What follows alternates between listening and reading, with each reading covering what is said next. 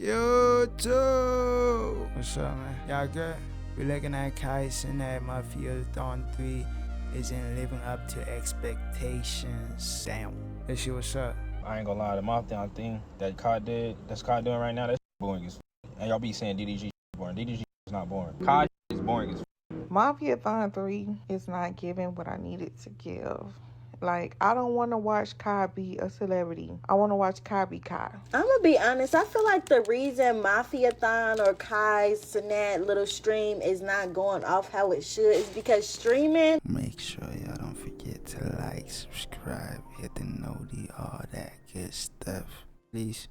It's becoming oversaturated and it's like it's not entertaining no more. That's why I don't watch no streamers, because it's like, why would I sit there on my phone or TV or whatever watching a regular person, regular human being for 24 hours? For the most part, you can tell who's the genuine guest, like Marlon, Ray J, etc. But for the rest of them, no. They all up there trying to promote what they got going on, bro. God, get the guests out of here. They need to get their bag up to get their production up so they could make better content for y'all niggas. Why is niggas Xxrchive is looking to do the impossible in this year's version of Mafiathon, his take on what a subathon is. And on the way, people have been very critical about the stuff that's being placed onto screen for them to view. Now, there's a growing sentiment that the streaming bubble is going to burst. We've covered it on this channel before. And that does mean that Xxrchive may be susceptible to some of the same things that we claimed other streamers are going through in 2025. There's conversations about lack of energy from the Clover Boys, that the celebrities are on the stream and they aren't doing a darn thing, that begging for subs is not necessarily the route to go, and that overall there's just a general fatigue of these big overproduced streams. I've seen no good clips of a Mafiathon. And it's actually, like, I've seen maybe like the Jonas Brothers, cool, Marlon Wayne, cool, but like other clips, it's just straight chaos, straight yelling at each other, straight crashing out, Kai being upset about the outcome of everything. Like, I just keep seeing little clips of like crash outs, them just yelling at each other for no reason, Kai being upset, aggravated, and his energy is just not the same as the other Mafiathons. Like, his energy is just getting like, wrap this shit up right now. Let's take a look at some of the people's complaints and see if we can find out if Mafiathon 3 is a failure and if this is an indication as to what is going on in the WL black side of streaming going forward into the future. I think one of the main problems that people are having in this conversation is that they were so ramped up off of the high of Kai's past streams, and they're using that as a comparison tool for what's to come into the future. I'm a numbers man. Yeah. They're always gonna compare a person to his whatever he was. Like, back then, Kai was broke. He was doing everything. Like, he still is trying to do everything like to entertain his fans, but it won't hit the same. Yeah, of course. People grow. Things are gonna change. Things are gonna move on. Things are gonna progress. If you wanna keep steady on that one line, it's like, what's the point? And then when I pull up the charts, it seems as though Kai is either on pace or even outpacing his past streams over the last few years, like comparing it to Mafiathon 2. So if the numbers are there, it has to be something greater. Maybe it's a quality problem. Maybe that's what people are saying. I don't be in your streams 24/7. Nor do I really even be in them bitches. I just be seeing clips. But everybody saying your shit look the same because of the clips. Kai said not mad at Reggie. Rakai did something crazy.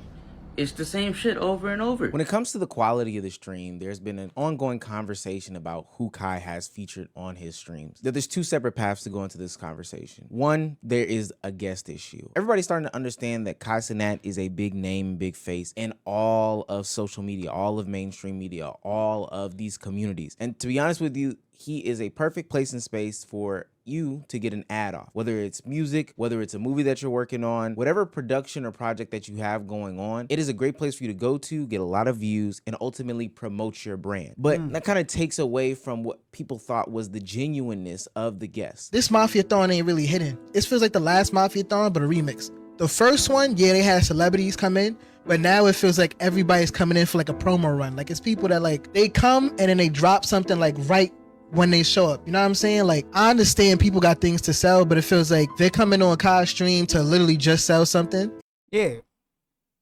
Everybody who comes on Kai's stream is not, let me not say it, everybody, because I don't know them, but most of people who come on Kai's stream is for promo, because they know if they go to Kai's stream, it's like good promo. Even if they don't have to promo nothing, Kai's gonna shout him out. People are gonna check him out.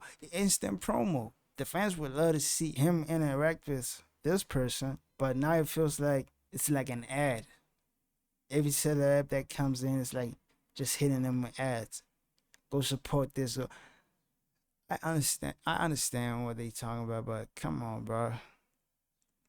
And that's kind of alarming to me. I'm not jacking it. It feels like they're just using him. Now, Kai has become the person that you kind of have to come and sit down with if you want to enter the streaming world, if you kind of want to get lit, if you want people to see your face, if you got a project going on. Yeah. And I feel like it's kind of translating, especially because a lot of the people that are showing up are only there for maybe 30 to 45 minutes at a time. Now, there are times in which the blend can be made and it actually fit pretty well. Like when Marlon Wayans came on, it was a very funny and interactive moment. Yeah, One that I think a lot of people like the clips from. But he was also putting out some sort of project. It kind of made sense. He had a project, he's funny, they had a genuine blend and bond, and it went together. Then there seems to be sometimes where there's a random celebrity that comes on and really they just have no purpose to be in there, but Kai just genuinely finds them funny, or the space is kind of funny, kind of like Ray J or whatever. And this is very foundational for streaming and content creation. Content creation and streaming and YouTube videos, Instagram, all that stuff is supposed to be this genuine and authentic conversation between people. You know, it almost feels like there's this community going on, that parasocial effect. It doesn't seem like this overproduced, pay to win type of program like major network news, television shows, etc., etc. So I think a lot of people have problems when fourth walls are being broken down, or when it lacks a little bit of authenticity in that regard, like when you go on the Jennifer Hudson show or whatever the case may be. Now, I get why somebody would do it, but it takes away from, you know, being in a room, taking the hot chip challenge, and I feel like I'm connecting with you because you're doing it too. I think another big problem that people are observing is not just the celebrities that are on the stream, but his friend group that is on the stream. I saw a note about there being a lack of A&P, which I understand that they have a lot of stuff going on. That's one of his groups, but he does have the Clover Boys. But, and we've covered it before, this iteration of the Clover Boys seems a little bit different. It just, I don't know. It's just a lot going on. 90% of the time, it feels like Kai's babysitting his friends. A little odd.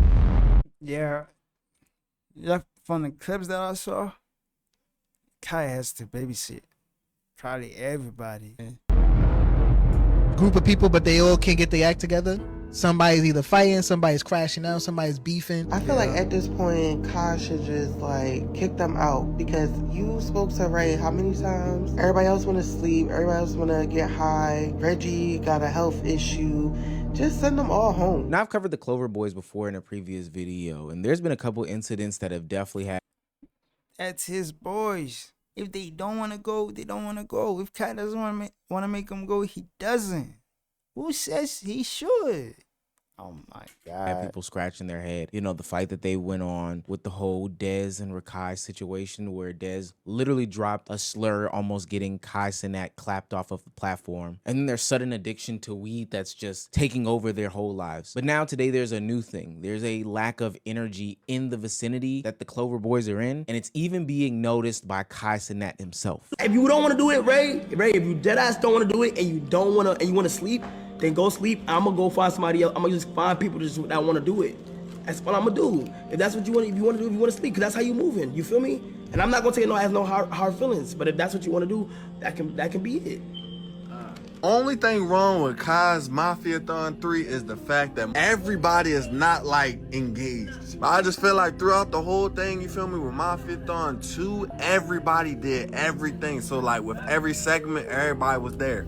I feel like this one, like obviously Reggie's sick, and I guess other people get sleepy, but like when celebrities come, nobody be there. Like this one can be chalked up to internal issues. Now, I definitely can't solve this, and this is ultimately a very, very big commitment. But everybody should know what's at stake here. I mentioned it in the Clover Boys videos, but a lot of their revenue is still tied to Kai Cenat. So if you do have to put up with this for 30 days, albeit an extremely hard task, I think it goes very much under the radar how hard this is. This is an extremely hard task, but you do have to perform. Otherwise, I don't know, being expelled from this type of community is not very forgiving, to be quite honest with you. We've seen streamers fall off because they did not take things seriously at the time, and it ultimately backfired on them in the long run. Now, one of the elephants in the room to be addressed, and y'all probably might not like my opinion on this, but this conversation about Kai Cenat having Mafiathon 3 really be Begathon 3. I ain't gonna lie, we can literally go for 500,000 right now. Steals and deals.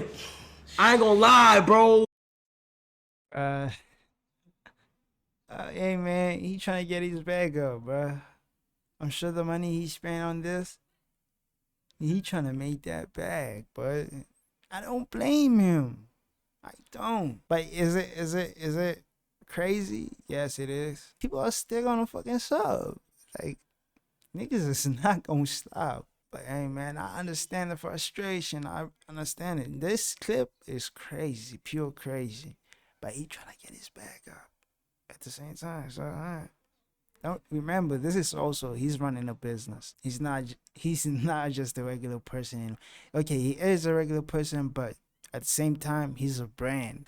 If they hit 500K right now, sleep outside. 500K right now, we will sleep outside. Water beds, nigga. 500K. Oh my God, water beds. Water beds. Bro, Kai is fuck. Yo, just wrap up this subathon now, bro. Nah.